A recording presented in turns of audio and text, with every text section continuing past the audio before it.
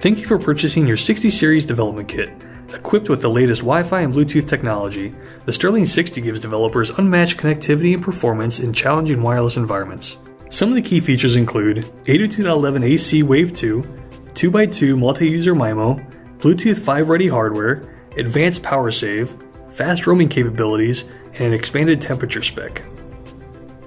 The goal of this video is to walk you through the experience of opening the box and ensure that you know where to find all the key resources that will help you get started quickly with this kit. Let's find out what's in the box. LAIRD offers two options for the development kit, one for our M.2 and one for our system and package version of the module. Both kits are designed to support the rapid development of LAIRD's Sterling 60 Series Wi-Fi module.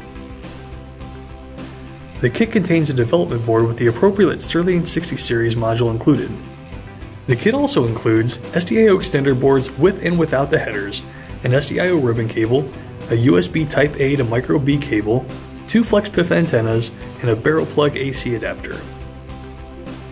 To get started with your kit, simply follow the link on the label of your dev kit box and select the SIP or M.2 module.